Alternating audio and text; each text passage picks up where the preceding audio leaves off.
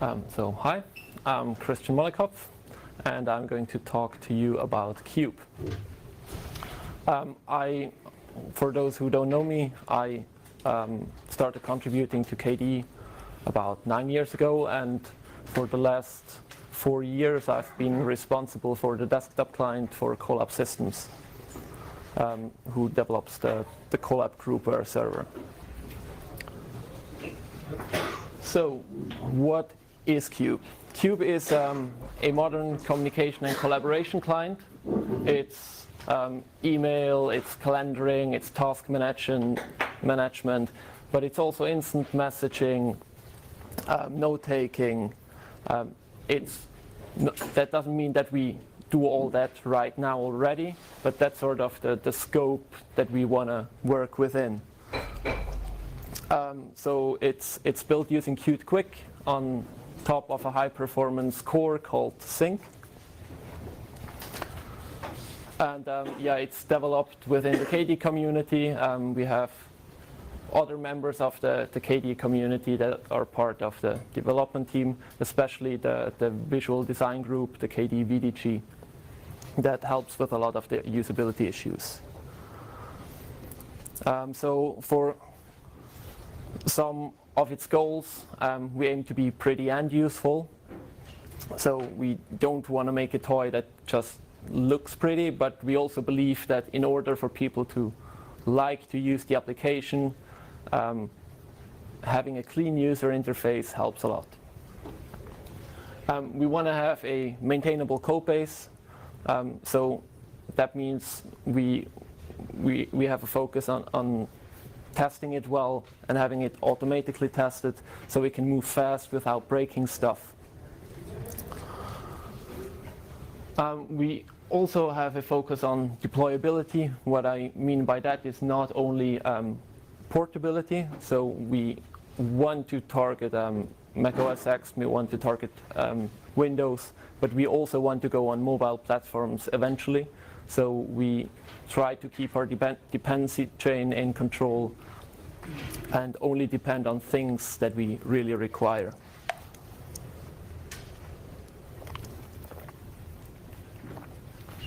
But by deployable, we also mean that we want to support automated setup. So if you have large deployments, which we, for instance, do with Collab Systems, then you want to be able to script most of the setup process and have the necessary tools for that as well. Kube should be a high-performance tool when you require it, so it gets the job done quickly. We think that is important, that you don't have to wait for the tool. But it also shouldn't get in your way if you're not actively using it. So if you don't use it, it should get out of your way, and if you're using it, it should be there. Another target that we have is to make secure communication easier and more effortless. More about that later. But where are we right now? Kube is in a fairly early state of development. We've worked on it for the last year, but it was a lot of framework building, figuring out the architecture, preparing so that we can scale up the development as well. So initially we're focusing on email only, so we're building a simple email client as our MVP of sorts, because that's just the hardest use case data-wise. So if we can deal with 1 million emails, or say folders that contain like 60,000 mails or so, a to-do list is not going to be a problem. That's why we're focusing on email first. So that's pretty much the current state of Kube. It's fairly basic so far. We can get to the mail, we can show the mail, we can render plain text mail, we can render HTML mail, we have the encryption or the whole GPG stack already included, thanks to code that we share with the rest of KDE PIM, so with Contact.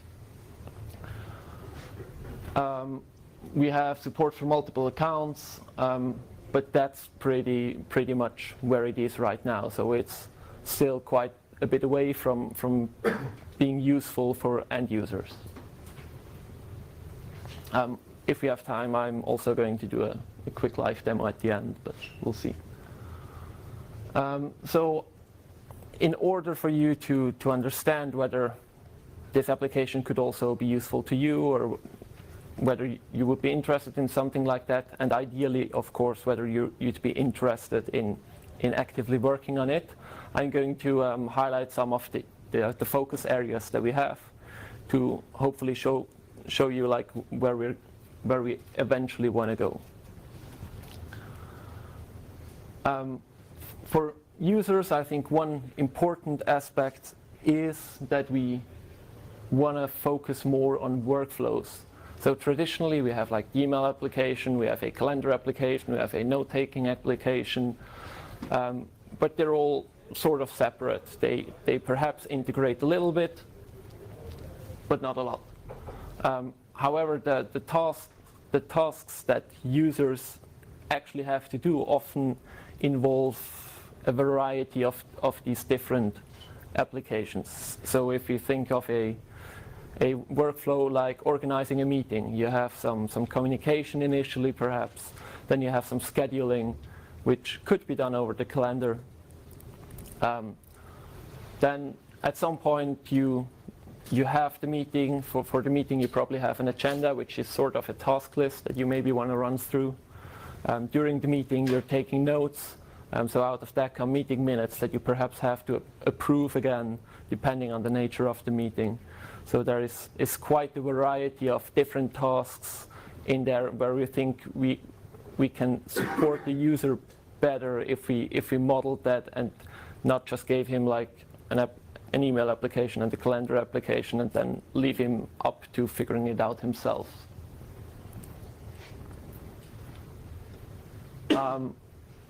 Another focus is certainly usability. We work closely together with usability experts and designers from the ground up. We try to build that into the development process, that we do that regularly and not as an afterthought. We don't want to solve all possible use cases with Kube. We believe that for a good user experience, we have to figure out which problems we have to solve and then focus on them and try to solve them cleanly and thus do what we do right instead of just adding features because we could. And another focus point in regards to usability is certain the whole security aspect, because currently this is just fairly complex, leading to users not using encryption, for instance, because you have to set it all up yourself. And we believe there are a lot of opportunities to improve upon that by integrating, for instance, the key management into the address book, by using things like trust on first use, by having a simple visualization integrated with like a color scheme, green, yellow, red. So you recognize immediately whether a communication channel is secure or you don't know, or actually insecure because the key was revoked, for instance. Kube is first and foremost a networked application, because if we're building a communication and collaboration solution, you're gonna want to communicate with someone. And what that means is we focus only on content that you have typically stored on a remote server. We don't want to rely too much on local data, because if we do that, then we, for instance, break the multi-device use case.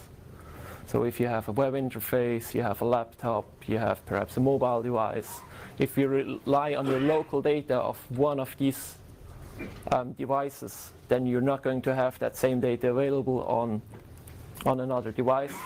So therefore we believe we should take this as a focus point and say, okay, that if the data is not available on the server, then we're not going to use it. That doesn't mean you can't use it with local data like a mail deer. We, for instance, have right now a MailDir backend for Kube, which then just treats the MailDir as the remote content, but that's just not really the focus point. Of course, we're doing all the network access over open protocols as far as possible. That's currently just IMAP for accessing the email, and the DUF protocols for address book and calendaring.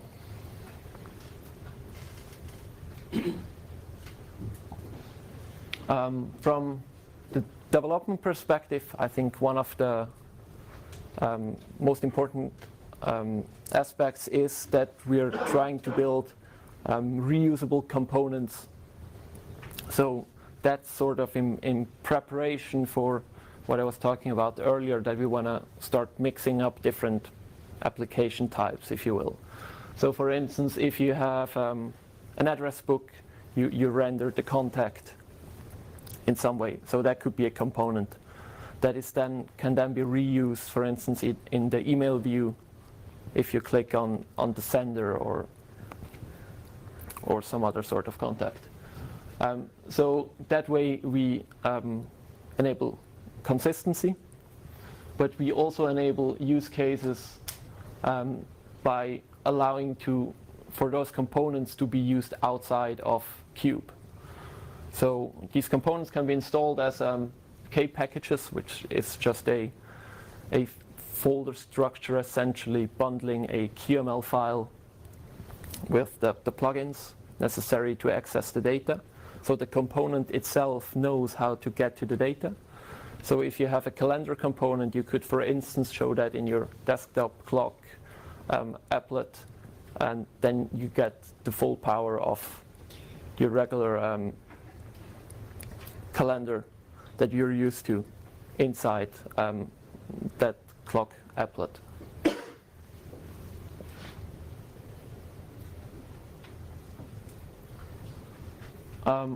One of the major problems that I want to address with Kube, and that I think quickly becomes a problem in a project of that size, because if we're going to work on that for a couple of years, it's going to be a fairly large project. The problem there is complexity. Complexity can very quickly become so big that you can't really move anymore, and that it feels a bit like a Rube Goldberg machine, where you touch one part and then something else moves, and that triggers another process, and that just becomes very difficult to reason about after some time. So in the Kube architecture, on a very high level, it looks like this. So these are processes. You have the Kube process, and you have here two backends that are called resources. So that could be, for instance, an IMAP backend, and that could be a CallDev backend, or it could be two different IMAP servers. And then you have a library, so that would be the API that Kube is built against, and that provides a unified access layer. So from the application perspective, it just queries, for instance, for emails, or it queries for calendars, or it queries for events. It doesn't really know that there are multiple resources. Respectively, it doesn't really care. If we zoom in on that, then the green box is the resource. You have the client generating commands. So if you modify an email or mark it as read or delete it, it sends the commands to the resource stores it in a queue. And then all the resource does is essentially processing that queue. It just processes one modification after the other. And all these modifications go through a pipeline. The pipeline contains different steps. That's an extension point for us to process modifications before they hit the store. So in there we could, for instance, do things like filtering or so to folders. So and once that pipeline is processed, we hit the store. a notification is emitted that the revision of the store has changed. That's just never increasing revision. And then clients will just update once they get it, so they just replay the changes.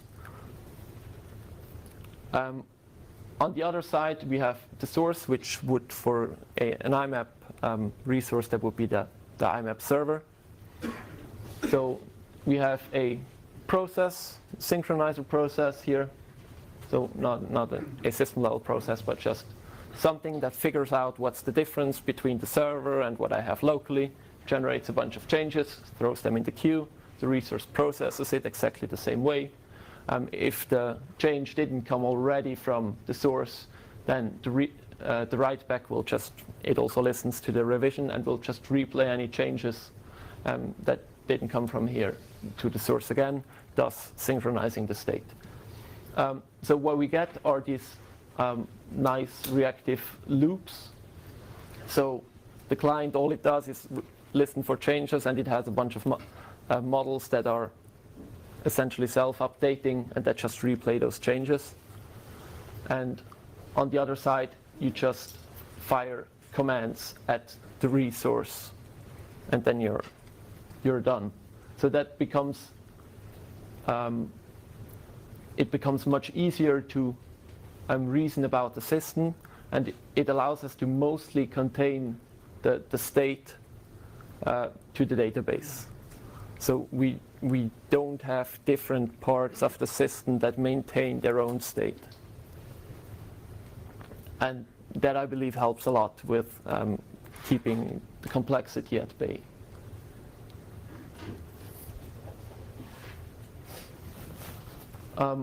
Another important aspect is certainly performance.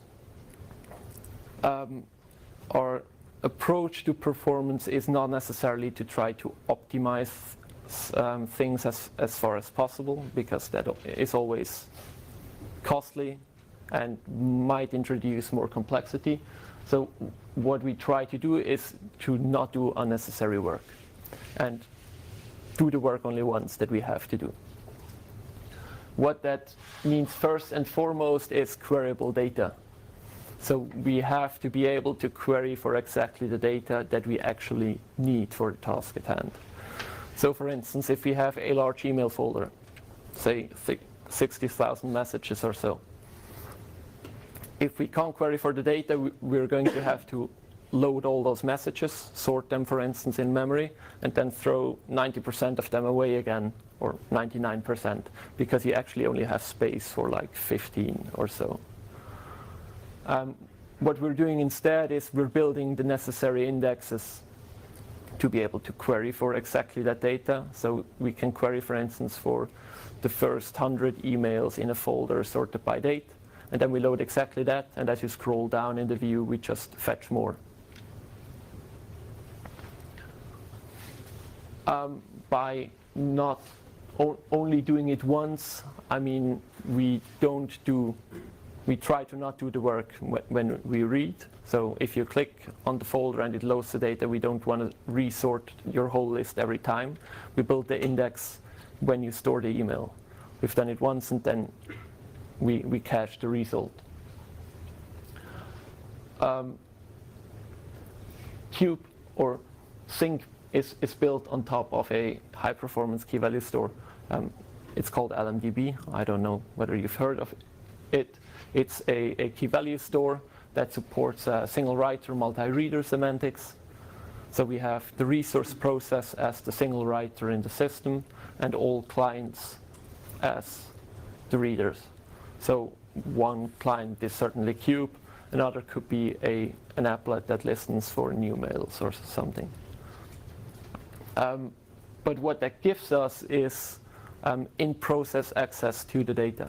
So if you start Kube, you wouldn't have to start any other processes. The resource processes are not necessary for read-only access. You only need those processes if you actually want to get updates from your server.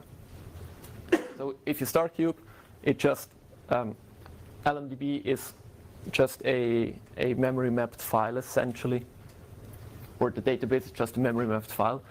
So if you start Kube, it will just memory map the database into the process, and then you can get to the data directly in process, which makes it very fast and also allows you to do things like recursive queries without a real penalty, because you have the data directly available in process, and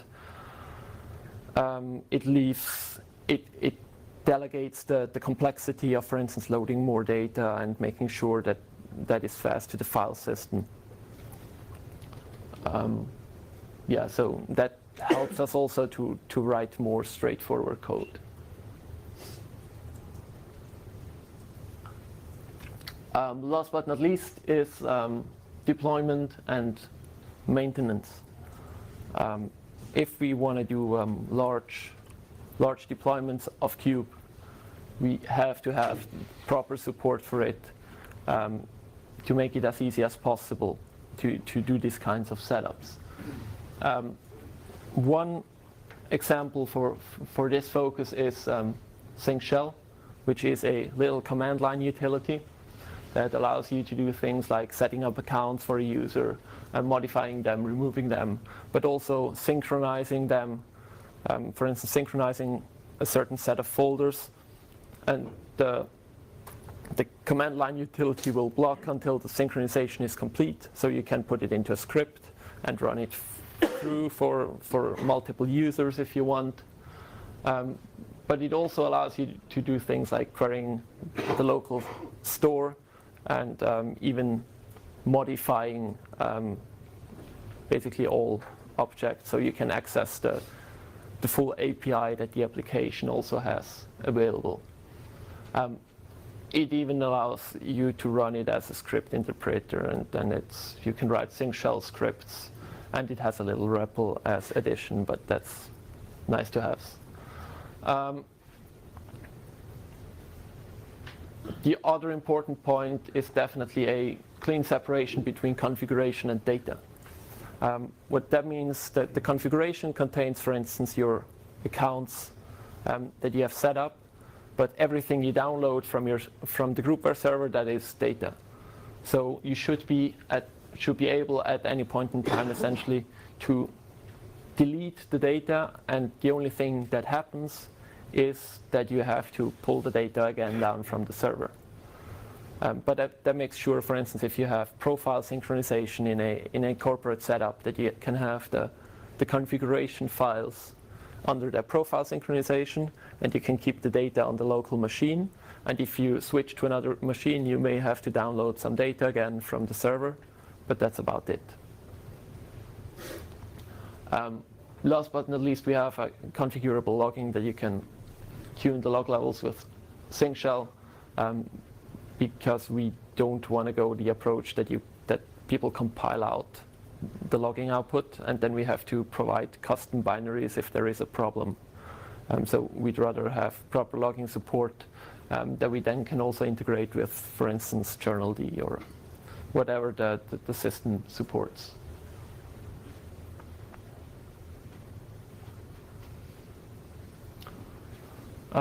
Yeah, I think now is a very good time to join this project.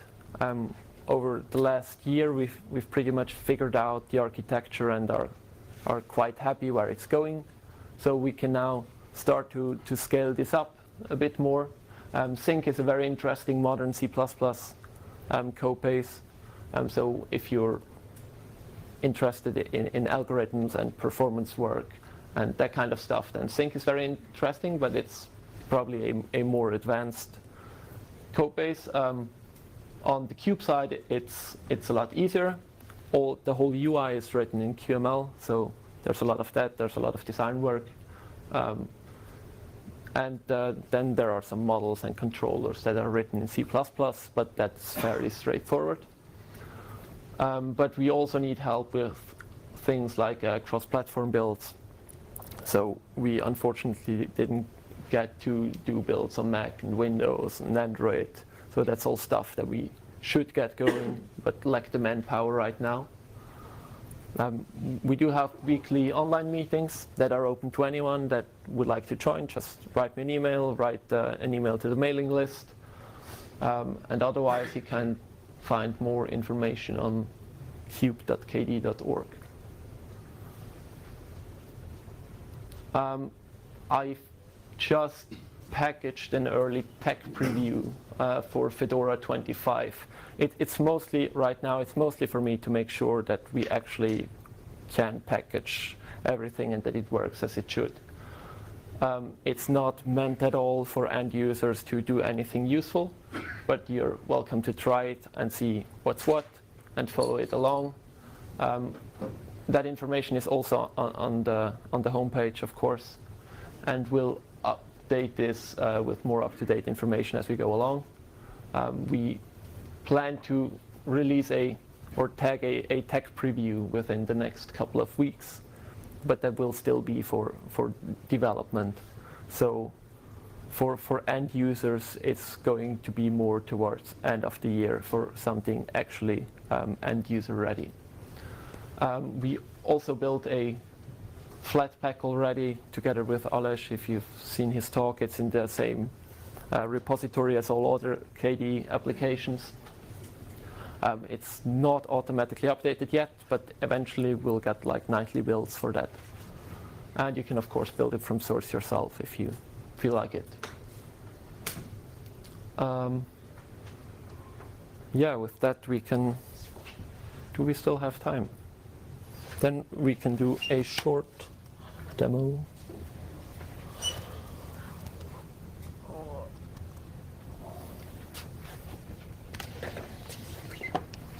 Oh no.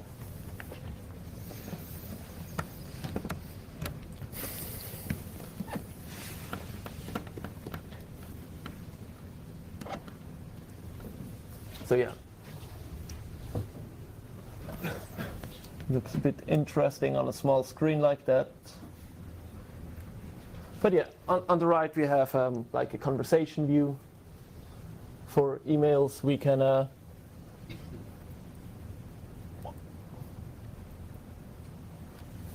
that's, for instance, an encrypted message.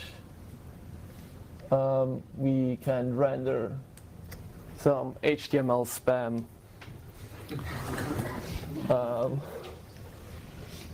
We can switch accounts like this right now. And yeah, there's a composer that you can send an email from. And you can move some mails and you can mark as read, but it's not ready for consumption really. But yeah, if I click here on a folder, we always issue a query directly to storage. We don't cache anything or so, which again helps a lot with the complexity that we don't have to do that. Yeah, with that, we come to the questions. It seems like a possible successor of Contact. Is there some intention on that, or? We're not seeking to Repeat the question. Oh, sorry. The question was whether the intention is to replace Contact. We do not intend to replace Contact. There are many happy users of Contact. There's a team continuing to support Contact. For Collab Systems, this will be the successor for our use of Contact. So Contact is our current desktop client. Kube will be the successor for it. We believe it's more suitable for our use case, but I think it's really a different target audience. Contact has an incredible amount of great features that work for a lot of people. And we believe we want to build a simpler product that has a bit more focus, I'd say. Essentially the same system, but about backend. It looks quite similar to Akanadi. So why did you write a different backend? How is it different from Akanadi? And are you going to replace Akanadi eventually? Well, so the question was whether, well, the same question for Akanadi, whether I'm seeking to replace Akanadi. The answer is pretty much the same. I I'm maintaining contact professionally for collab systems, so I'm quite familiar with the whole system, and I was obviously heavily inspired by Akonadi and Contact as well. But I believe that Akonadi, as it is too complex, and I believe this system improves upon some pain points, if you will, that I've seen with Akonadi. So that's my try for an improvement upon that. So why not improve Akonadi? Why writing from scratch? Essentially because it's easier. Okay. So I have a question. What about exchange support? So the question was whether we would have exchange support. The answer is I don't know. It's certainly not an initial focus. We're perfectly open to any contributions, really. Yeah, but I mean, there's nothing in principle from keeping us from having exchange support.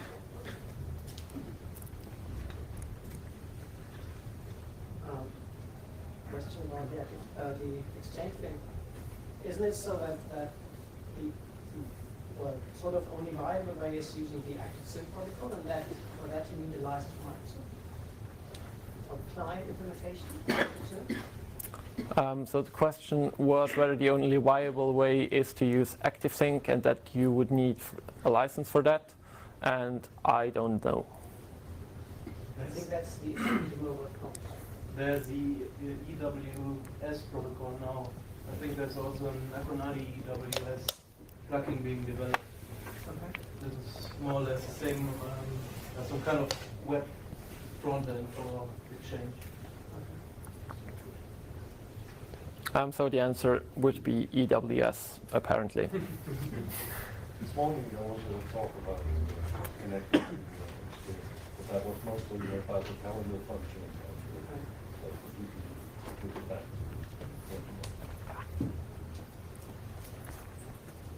Yeah, up to 5. Thank you. Thank you. So people, please stay in your room and please